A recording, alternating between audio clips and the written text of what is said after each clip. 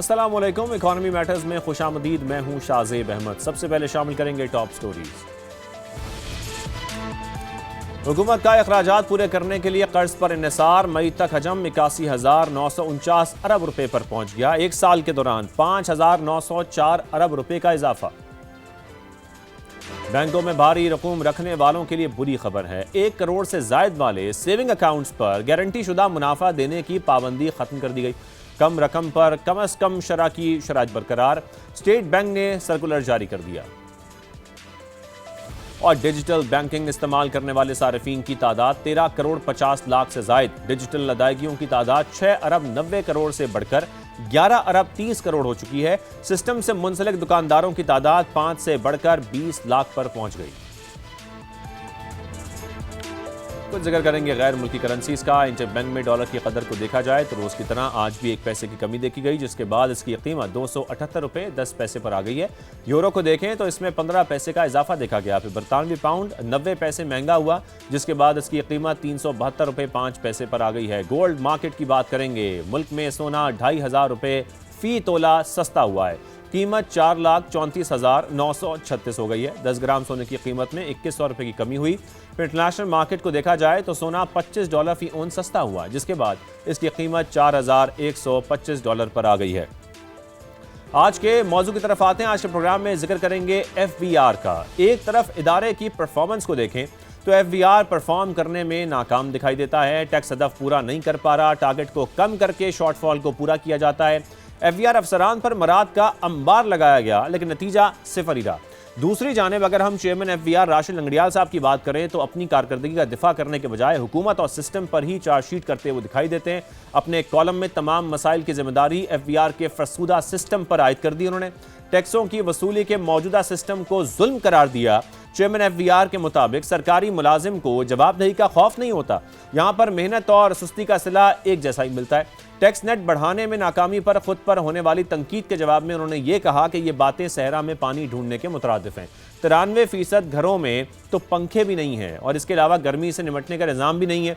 रोटी को तरसने वाले लोग किस तरीके से टैक्स वसूली उनसे हम तवक्को रख सकते हैं इसकी। चेयरमैन FBR ने सिस्टम पर तनकीद करते हुए ये भी लिखा कि तनख्वाहदारों को निचोड़ा जा रहा है, जबकि ताकतवर को छेड़ने की हिम्मत नहीं है। आलीशान घरों, फिर महंगी तरीन गाड़ियों और गैर मुल्की सफ़र के मज़े लेने वाले मामूली सा टैक्स अदा करते हैं। सिस्टम इस सब से वाकिफ होने के बावजूद आंखें बंद कर लेता है। हुकूमत पर इनडायरेक्टली तनकीद करते हुए कहा कि हम किसी मसीहा के आने का इंतजार करते हैं। नोट छापकर खसारा पूरा किया जाता है। आमदन का बड़ा हिस्सा सूद की अदायगी में दे देते हैं। बिजली का जो गर्दिशी कर्ज है वो भी 2600 अरब रुपए पर पहुंच चुका है। हर साल 1000 अरब रुपए सब्सिडी की मद में दे रहे हैं।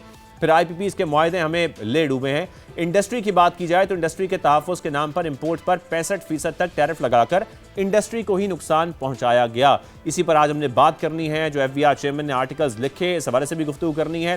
टैक्स प्रोफेशनल हैं, इकोनॉमिस्ट हैं, ज़ीशान मर्चेंट साहब, वो भी हमारे साथ मौजूद होंगे। जबकि मुस्तफ़ा अशरफ साहब जो कि साबिक मेंबर FBR के, वो भी हमें ज्वाइन कर रहे हैं। फिर all Pakistan textile mills association के चेयरमैन कामरान अरशद साहब भी हमारे साथ मौजूद होंगे। उनसे हम इस हवाले से बात करेंगे किस तरीके से जो तजारती खसारा हमारा बढ़ता जा रहा है उसमें हमने अपनी सनतों को कैसे मजबूत करना है, इस पर भी आज बात करनी है। लेकिन उससे पहले हम चाहते हैं कि आपको एक रिपोर्ट भी दिखाएं और इस रिपोर्ट में जानने की कोशिश करते हैं कि इस वक्त रिपोर्ट में किस हवाले से तफसीलात बताई गई हैं, वो सुन लेते हैं। हुकूमत गुज़िश्ता माली साल 35 अरब 30 करोड़ डॉलर का बरामदी हदफ हासिल न कर सकी। मजमूई बरामदात तकरीबन 30 अरब डॉलर रही। इदारा शुमारियात के मुताबिक दरामदाद में इजाफे के बाइस तजारती खसारा बढ़कर 39 अरब 47 करोड़ डॉलर हो गया, जो गुज़िश्ता साल के मुकाबले में 21.57% ज्यादा है। वजारत तिजारत के मुताबिक अफगान सरहद की बंदिश से 1 अरब 20 करोड़ डॉलर और खलीजी कशीदगी के बाइस तकरीबन 2 अरब डॉलर की बरामदाद मुतासिर हुई। रिपोर्ट के मुताबिक गुज़िश्ता माली साल बरामदाद में 6% कमी, जबकि दरामदाद में 7.89% इजाफा रिकॉर्ड हुआ। सिर्फ जून में बरामदाद माहाना बुनियाद पर 16.73% और सालाना बुनियाद पर 9.61% कम रही, जबकि दरामदाद बढ़कर 6 अरब 76 करोड़ डॉलर हो गयी। माहाना तिजारती खसारा 4 अरब 52 करोड़ डॉलर और सालाना बुनियाद पर तिजारती खसारा 57.11% बढ़ गया। टेक्सटाइल बरामदाद 18 अरब डॉलर से तजावुज कर गई। ताहम पूरे साल में इजाफा सिर्फ 5 करोड़ डॉलर रहा, जबकि जून में टेक्सटाइल बरामदात 17% कम हुई। इसके बरक्स ज़रूरी और ग़िज़ाई मसनूआत की बरामदात 25% गिर कर 7 अरब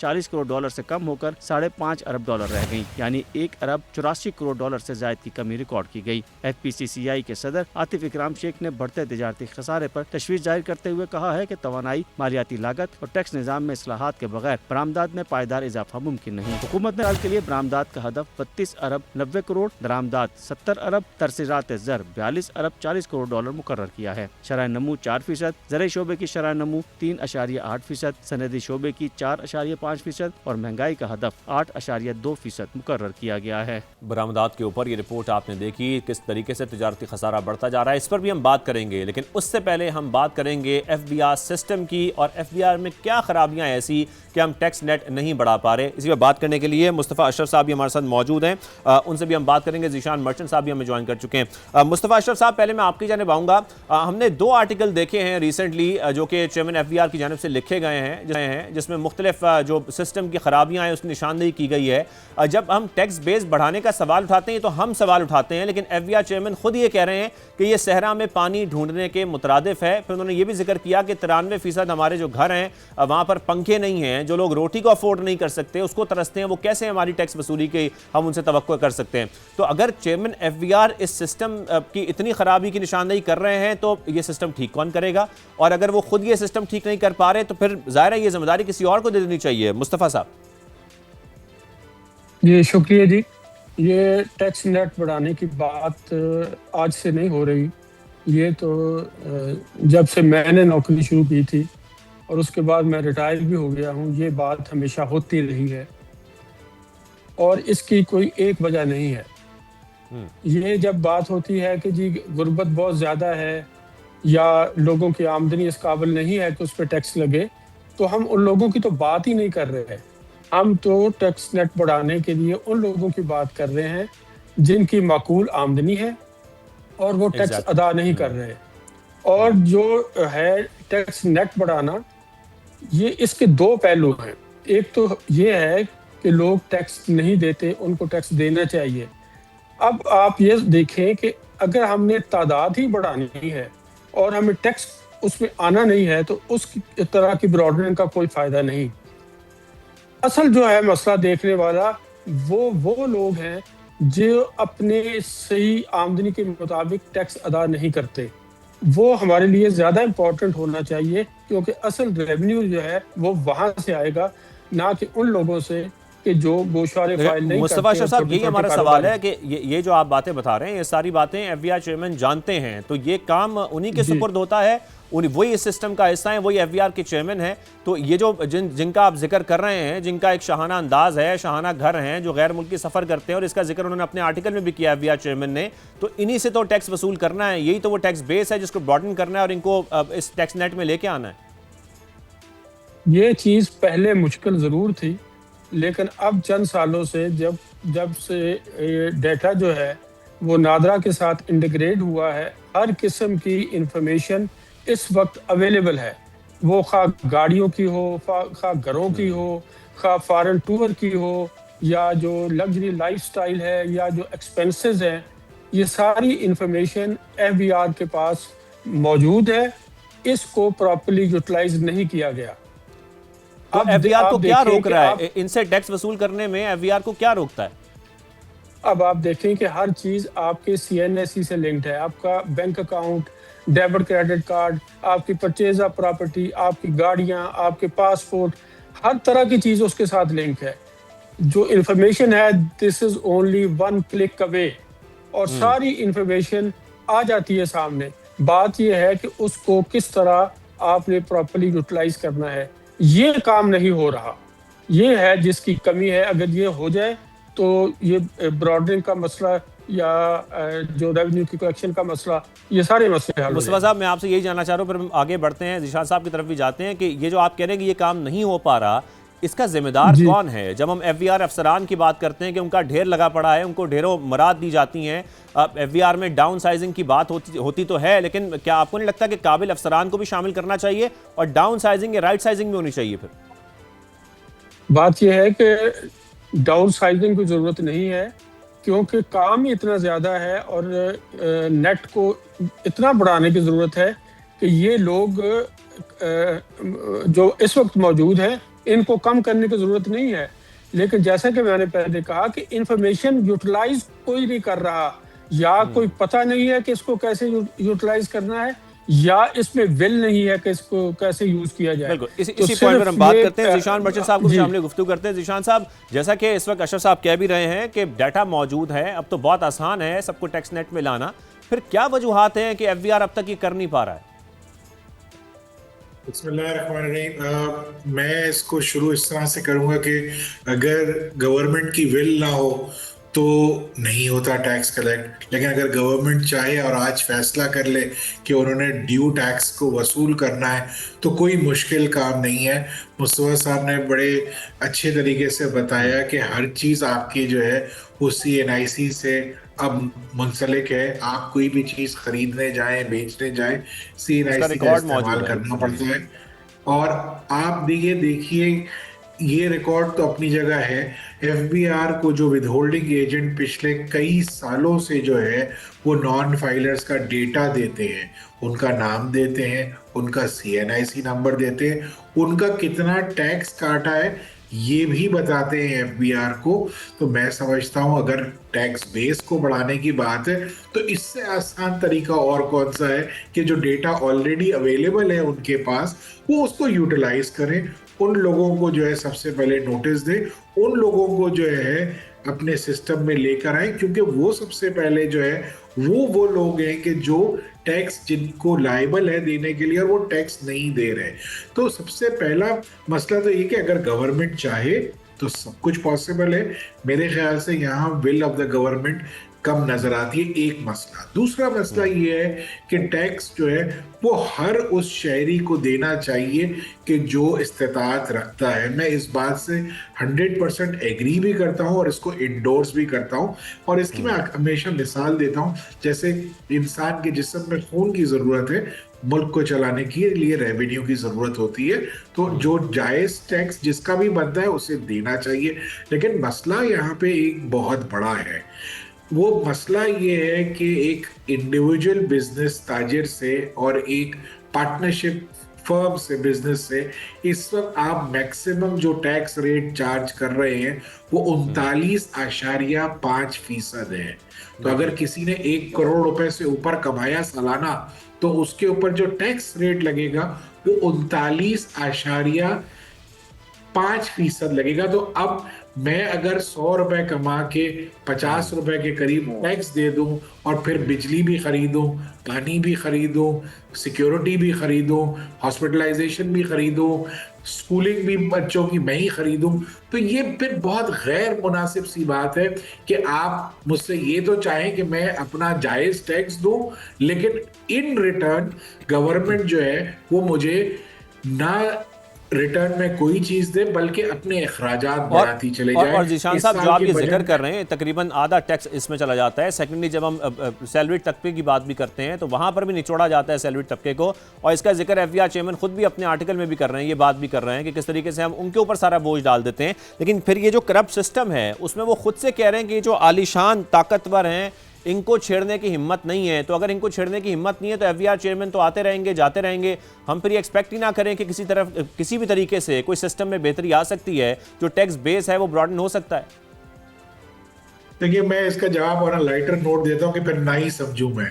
तो अगर यही चीज होनी है कि FBR को ये सारी चीजें मालूम है और वो उसके बाद भी जो है उन लोगों के पीछे नहीं जा रही है, तो फिर मैंने जो बात अपने इब्तिदाइया में की कि विल ऑफ द गवर्नमेंट मौजूद नहीं है, हमें सीरियसली थिंक करना पड़ेगा कि क्या पाकिस्तान को इसी तरह से चलाते रहना है, क्या इसी तरीके से कर्जों का बोझ मजीद लोगों पे डालना है, यानी गवर्नमेंट लेती रहेगी और उसका इफेक्ट आम आदमी पे आएगा, क्या इसी तरीके से हम पिस पिस के चलते रहेंगे और हम तरक्की कभी भी नहीं करेंगे। तो ये वो बहुत सारे फैक्टर्स हैं जिसका हमें फैसला करना पड़ेगा, क्योंकि एक तरफ हमारे पास इस वक्त दुनिया में पाकिस्तान का नाम बहुत जबरदस्त तरीके से अप्रिशिएट किया जा रहा है, रोल बहुत जबरदस्त तरीके से अप्रिशिएट किया जा रहा है, तो उसे कैश करने का वक्त इस वक्त आ गया है। देखिए दुनिया में इन्वेस्टमेंट उसी वक्त होगी कि जब टैक्स रेट्स कम होंगे।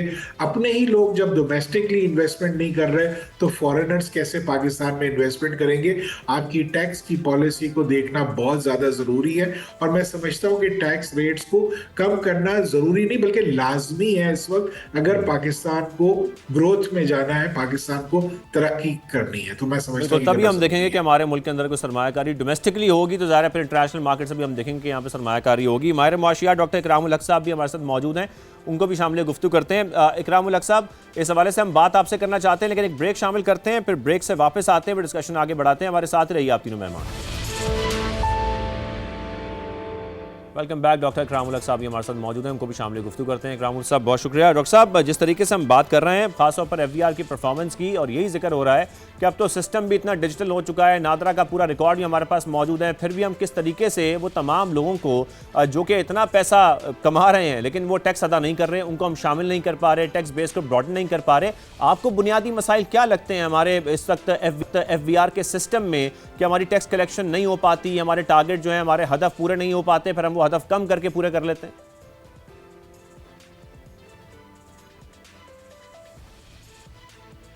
डॉक्टर इकरामुल हक साहब। ये मसला टैक्स पॉलिसी का है।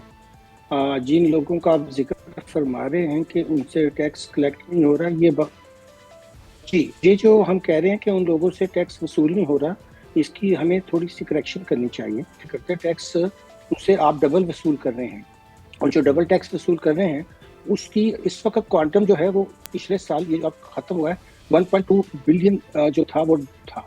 अब जाहिर है कि उनको एक आदत पड़ चुकी है कि हम लथार्जी का और लेजीनेस का मुजाहरा करें और हमें विद होल्डिंग से बस टैक्स आता रहे। बड़ा अर्सा हुआ कि डिपार्टमेंट ने असेसमेंट करके टैक्स कलेक्ट करना छोड़ दिया, और उनका अगर पिछले 10-15 साल का डेटा निकाल कर देखें तो आपको अब हैरानगी होगी कि तकरीबन 95% टैक्स या तो रिटर्न्स के साथ या एडवांस टैक्स या विद होल्डिंग से आ रहा है। उनकी अपनी करेक्शन कोई असेसमेंट करके, जाहिर है जो लोग रिटर्न फाइल नहीं कर रहे हैं उनको फिर नोटिस तो दे के रिटर्न तो लेनी पड़ेगी ना आपको, और फिर उन पे आपको टैक्स भी जो माकूल है लगाना पड़ेगा, फिर उसको रिकवर भी करना पड़ेगा। अब ये उन्होंने काम छोड़ दिया, बहुत अरसा हुआ, और इसमें टैक्स पॉलिसी ये थी कि बस हम इसका एक 10th शेड्यूल डाल दें और उसमें ये दर्ज कर दें कि अगर आप रिटर्न फाइल नहीं करते हैं तो हम आपसे 2 गुना टैक्स ले लेंगे। अब बताइए दुनिया में किसी जगह इस तरह की राय दी जाती है कि आप ये कहें कि तुम रिटर्न फाइल ना करो, बस मुझे 2 गुना विद होल्डिंग टैक्स दे दो? ये तो एक क्रिमिनल एक्टिविटी हुई ना, कि आप कह रहे हैं कि जो लोग मुल्क के कानून को नहीं मानते, जो उन पे रिटर्न डालना फर्ज है कानून के तहत, वो ना दे तो हमें 2 गुना ज्यादा टैक्स दे दें विद होल्डिंग से। अब उसमें से कई लोग तो ऐसे हैं जिनकी आमदनी भी नहीं है और वो बिला वजह टैक्स दे रहे हैं। मिसाल के तौर पे मोबाइल यूजर सारे ही 15% टैक्स दे रहे हैं, उसमें गरीब तरीन लोग भी बिला वजह 15% टैक्स दिए चले जा रहे हैं।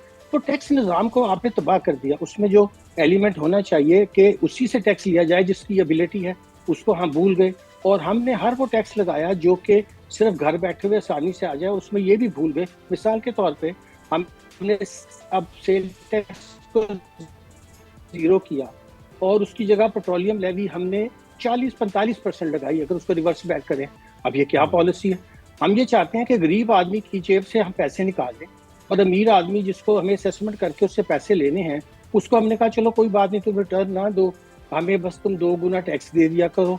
ये जो पॉलिसी ऑफ अपीसमेंट है, अभी पॉलिसी ऑफ अपीसमेंट आपने लेटेस्ट देखी कि वो कह रहे हैं दुकानदारों से कि तुम 200 अगर तुम्हारी मिलियन तक है यानी 20 करोड़ तक, तो बस 1% दे दिया करो ना। तुम्हें डॉक्टर साहब यहाँ पर हम ये बात कर सकते हैं फिर अनडॉक्यूमेंटेड इकोनॉमी के लिए भी एक ऐसा निज़ाम बना दिया गया है कि वो उसमें रहते हुए भी इस वक्त हुकूमत के अंदर काम कर रहे हैं, कारोबार कर रहे हैं, सब कुछ कर रहे हैं, उनको बाकायदा तौर पर सिस्टम में शामिल किया गया है, लेकिन वो हैं अनडॉक्यूमेंटेड ही।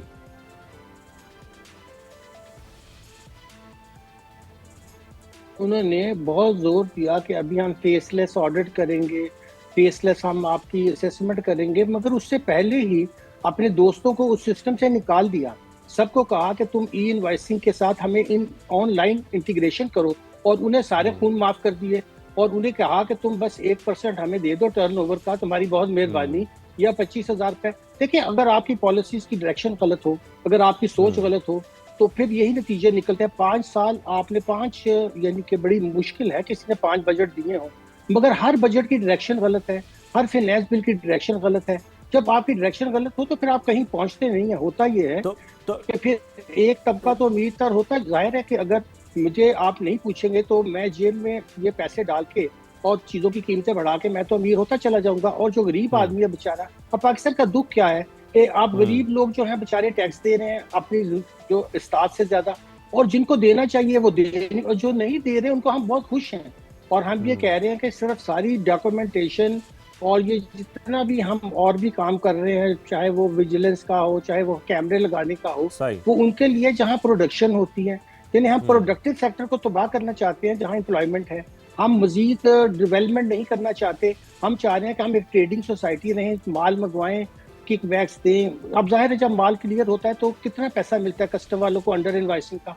जब आप शुरू दिन से ही अपनी इकोनॉमी में अंडर इनवाइसिंग को रवाज देंगे। अब आप चाइना की फिगर उठा लें, इस साल मैंने देखी है, वो कह रहे हैं जी हमने पाकिस्तान को इतने बिलियन की जो है एक्सपोर्ट की, धारों की फिगर सही होंगी, और पाकिस्तान की इंपोर्ट चाइना से 5-6 बिलियन डॉलर, मैं डॉलर की टर्म में बात कर रहा हूँ, सिर्फ चाइना से अंडर स्टेट हो रही है।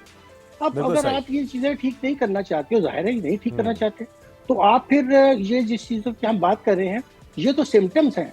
असल तो जो खराबी है सिस्टम की वो ये है कि जो लोग इक़्तिदार में होते हैं वो फैसला करते हैं कि निज़ाम का रुख किस तरफ होगा। उनके बिल्कुल ठीक जा रहे हैं मामला, उनकी ज़िंदगी भी बहुत अच्छी है, उनको हर तरह की मराद भी मिल रही है, वो आपके मेरे बारे में नहीं सोच रहे। उनका पाकिस्तान तरक्की कर रहा है, आप और मेरा पाकिस्तान जो है उसमें दुख ही दुख है, तो उनको क्या हमारे दुख से, वो तो बहुत अच्छी जिंदगी गुजार रहे हैं। बिल्कुल, मैं आपकी यही बात ज़ीशान मर्चेंट साहब आपकी तरफ लेके आऊंगा। जब हम ये बात कर रहे हैं और डॉक्टर साहब ये कह रहे हैं, ये बात बिल्कुल दुरुस्त है कि डायरेक्शन हमें दिखाई नहीं देती। डायरेक्शन दिखाई देगी तभी हम सोचेंगे कि इस वक्त हमारा सिस्टम कैसे सही हो सकता है। सेकेंडली, जो चेयरमैन FVR हैं वो खुद से कह रहे हैं कि हमारा जो निज़ाम है FVR का वही फरसूदा निज़ाम है। इंडस्ट्री चलाने की बात होती है तो वहाँ पर FVR जो है वो कैमरे लगाने की बात करती है। मतलब ज़ाहिर है हम मुसलसल इंडस्ट्रीज़ के ऊपर जो प्रेशर है वो भी बढ़ा रहे हैं और उनकी कॉस्ट ऑफ प्रोडक्शन ऑलरेडी बहुत ज़्यादा है। तो हमें कोई ऐसा सिस्टम बनाने की ज़रूरत है जिसमें टैक्स कलेक्शन भी हो, जिसमें हमारी इंडस्ट्रीज़ भी चलें, हमारी सनतें भी चलें, और जो इम्पोर्ट टैक्स की मद में हमने बड़ी बड़ी दीवारें खड़ी की हुई हैं उन दीवारों को गिराया जाए ताकि जितना तहफ़्फ़ुज़ दिया जाता है हमारी इंडस्ट्रीज़ को वो तहफ़्फ़ुज़ ख़त्म हो और वो इंडस्ट्रीज़ चलना शुरू हो। जी देखिए, इसमें कोई दो राय नहीं है कि अगर आपको इकोनॉमी को चलाना है तो आपको उसके लिए इंडस्ट्री का पहिया चलाना है और उसके लिए जो है उसकी कॉस्ट ऑफ प्रोडक्शन को जो है वो नीचे लाना होगा ताकि वो ना सिर्फ डोमेस्टिक मार्केट की जो है वो सप्लाई को पूरा कर सके बल्कि वो एक्सपोर्ट भी कर सके। हमारा प्रॉब्लम ये है कि इस वक्त हम एक्सपोर्ट कंपेटिटिव नहीं है।